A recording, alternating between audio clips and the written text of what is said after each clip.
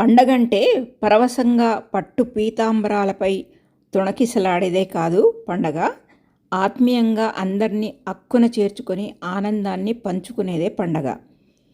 రంజాన్ పండగ తర్వాత 2-3 రోజుల తర్వాత బంధువులతోనే కాకుండా స్నేహితులందరినీ కూడా పిలిచి మరొకసారి విందు భోజనాలతో ఈ పండగ సమ్మేళనాన్ని జరుపుకుంటారనమాట. దీన్నే ఈద్ మిలాప్ అంటారు. ఈ ఈద్ మిలాప్ దుబారా తరఫున దాని ఫౌండర్ మతిన్ మేడం ఆధ్వర్యంలో ఈసారి చౌమహల్లా చార్మినార్ దగ్గరగా ఉంది హైదరాబాద్లో, ఇక్కడ జరిగింది. ఇక్కడ ప్రముఖుల్ని చాలామంది పిలవడం జరిగింది.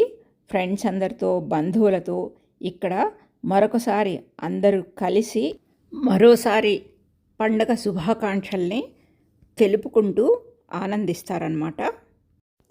ఈ దుబారా అన్నది ఒక సీనియర్ సిటిజన్ వెల్బీయింగ్ కోసం ప్రారంభించిన ఎన్జిఓ సంస్థ.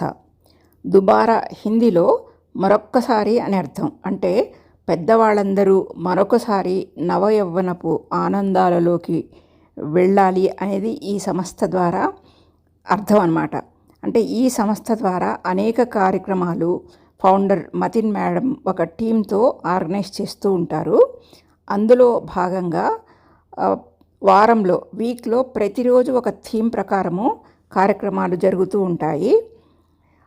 ఈ కార్యక్రమాలు సీనియర్ సిటిజన్స్లో ఉండే టాలెంట్ని బట్టి కవితలు, పాటలు, పెయింటింగు, అల్లికలు, చెస్, క్యారమ్స్ ఇలా ఎన్నో రకాల కార్యక్రమాలు ఈ దుబారా నిర్వహిస్తుందన్నమాట. అంతేకాకుండా సింగిల్ సీనియర్ సిటిజన్స్కు లేదా ఎవరికైనా ఆరోగ్యం చెదిరితే ఈ టీం వెళ్ళి వాళ్ళకు కావాల్సిన సహాయం అందజేస్తుంది. ముఖ్యంగా విదేశాలలో పిల్లలున్న సీనియర్ సిటిజన్స్కు వీరి సేవ మరువలేనిది. అందుకే ఈ సంస్థ ఫౌండర్ మతిన్ అన్సారీ గారు నేషనల్ అవార్డ్స్ ఎన్నో అందుకున్నారు. ఇదండి దుబారా గురించిన చిన్న వివరణ.